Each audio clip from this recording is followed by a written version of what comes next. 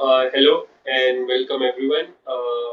Now we are going to predict. No, we are not going to predict. We are bad at it. We are just gonna analyze how knockout stages are gonna work. So with us we have our very own Mr. Hammer. Just to tell the qualification of Mr. Hammer, he has played quite an important role in the UEFA Champions League. I was and yesterday's. and to everyone's surprise, he was the one who was behind Real Madrid's three UCL trophies. Everyone was praising Zidane, but Zidane was praising Mr. Hammer. So he was the one behind their incredible feat. Isaac Zidane. Okay, so now let's come to business. These are the teams that have qualified for the round of 16 or the knockout stages. The matchups are quite interesting if we're gonna look at it. So we're gonna just take one by one and we will see how things will go. The first match that we are gonna pick Wales versus Denmark.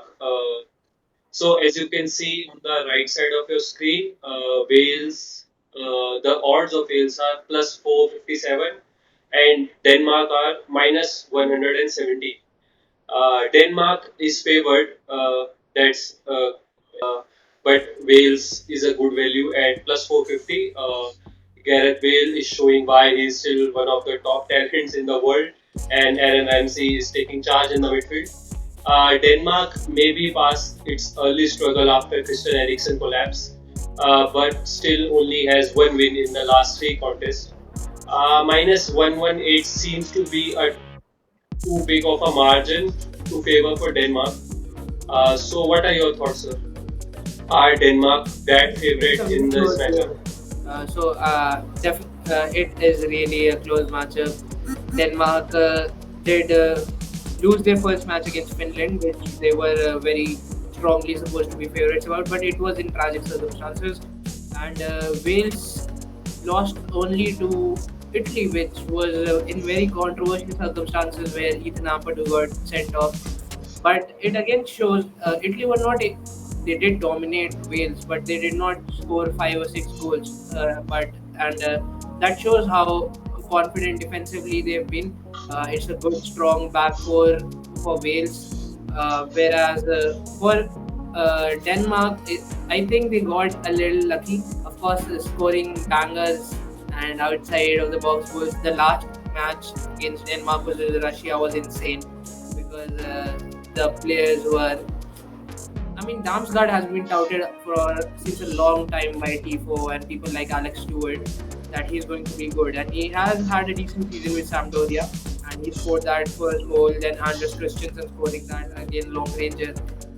So it is going to be a little difficult for Denmark to take down Wales, but I am actually going to go against the odds, and I think Wales will go through. Wales might go through. Uh, yes, even yeah, I would like to agree on that.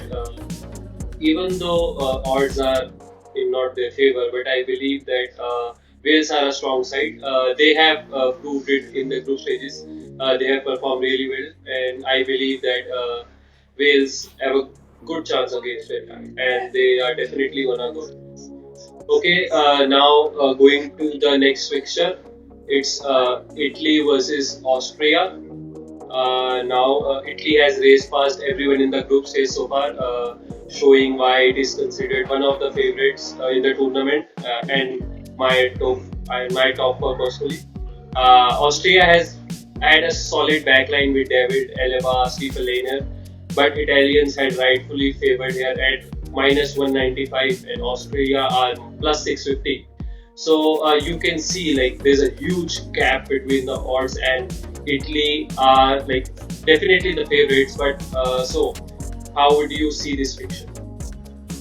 Yeah, I think Austria had an interesting start to the tournament, didn't they? They started playing with this back three with David Alaba playing as the central sweeping centre back.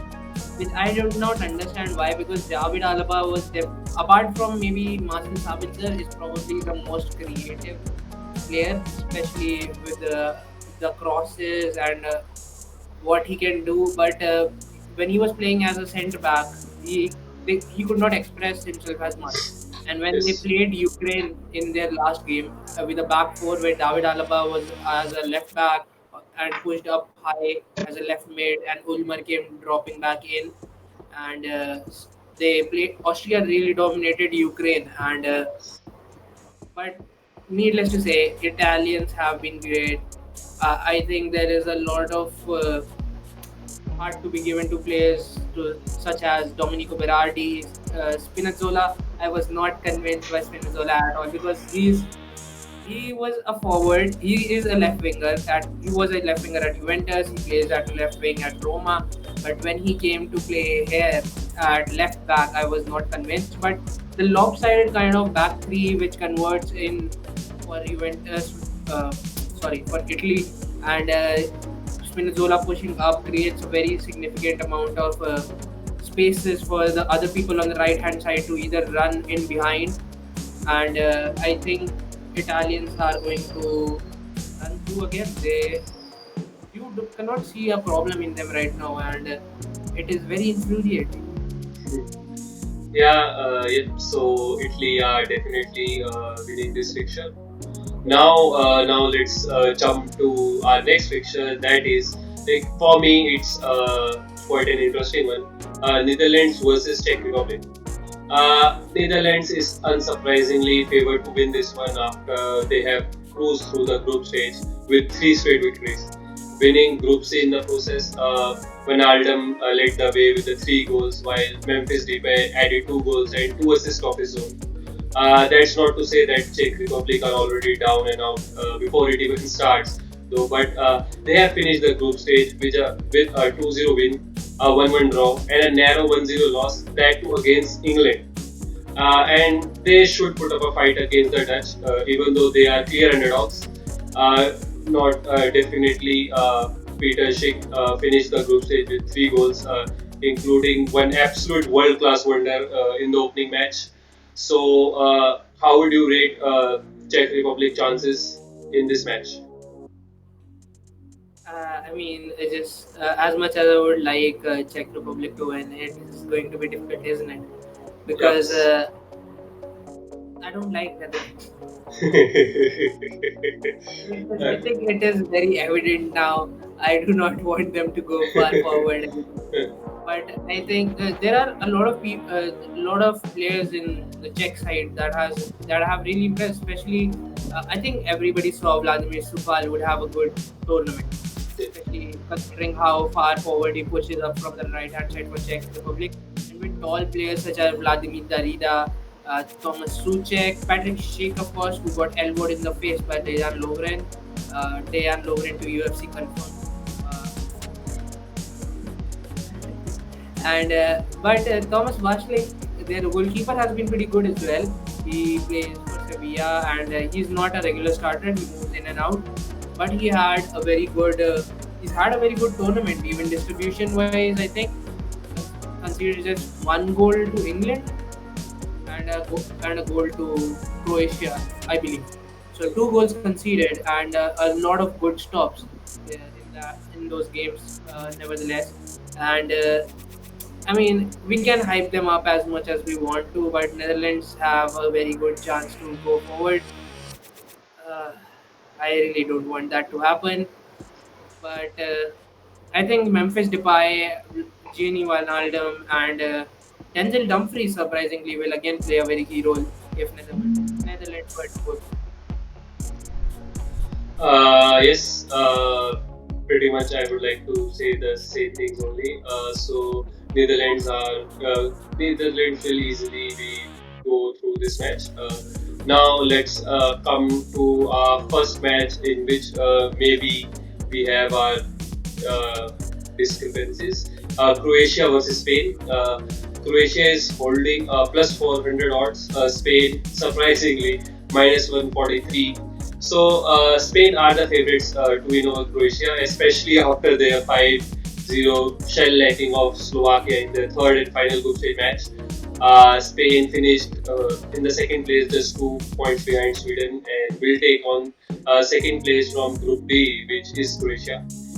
The Croatians finished group stage, winning their third and final match with a 3-1 scoreline over Scotland, just barely edging out Czech Republic on a tiebreaker. Luka Modric and his squad will look to upset the Spanish Giants despite the odds being stacked against them. So, what are your thoughts, sir? Yeah, I think it's pretty clear for Spain. Don't play Morata. I'll come to that. First, you give your thoughts. I'll come to that. I'll come. That's my department. I'll come to that.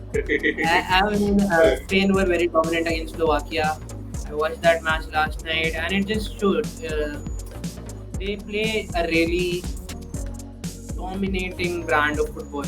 And the games we've seen, Croatia have tried to dominate the ball. They've tried to move it around, not quickly, but keep possession. Try to make openings for other runners to run in, especially people like Ivan Perisic, who have great finishing abilities to run into open spaces so that even from right angles when he shoots, he mostly scores. Uh, just like he scored against Scotland.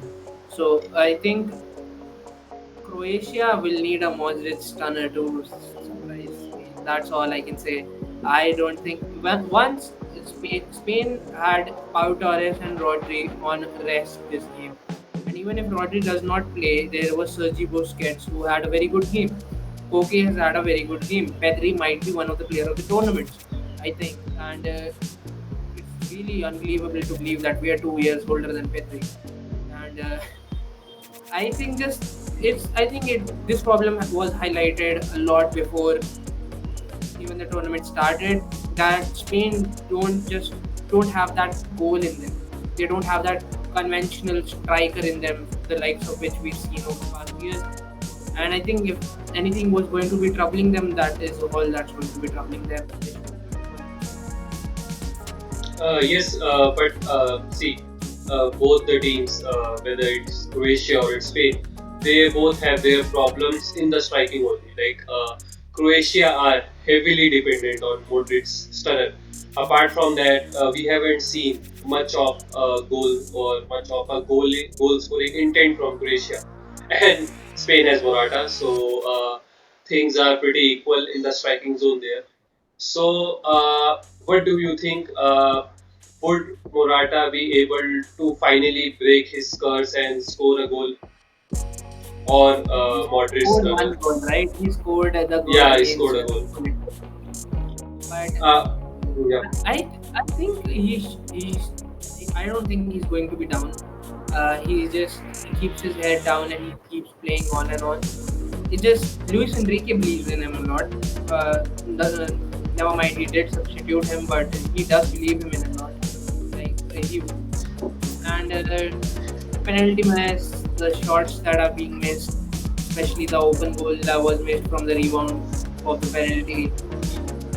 Do you take that risk? Do you want to take that risk playing Morata? Maybe bring him on later, get a focal point towards it. They have the likes of Ferran Torres who can, if not play a conventional striker, he can play a centre forward and in behind. Maybe Gerard Moreno pushing into the middle and with Ferran on the right and Sarabia on the left maybe. So I don't see Morata starting anymore. But as we are heavily mentioning Morata's performance and especially that substitution, I would just like to point out the crowd's reaction.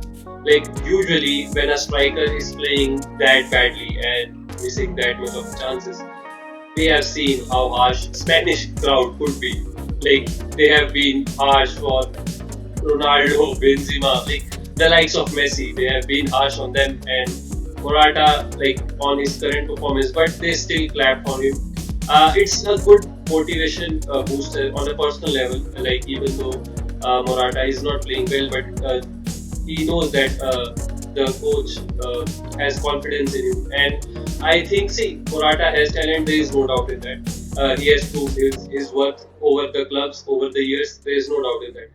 But yeah, just agreeing to your point, I don't think that he should play all the 90 minutes.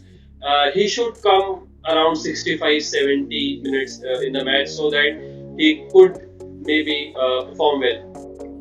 But it's all up to Luis Enrique, how he manages his team and how he thinks Morata can perform. So now the final predictions: Croatia or Spain? Who is going to? Okay, so you are picking Spain, so let me just pick Croatia. We have to keep doing that. Okay, so out of eight matchups, we have covered four matchups. This is part one of our knockout series. Uh, we're gonna end this video here. Tune in for the next video. We have quite interesting matchups and the big names coming up in the next video.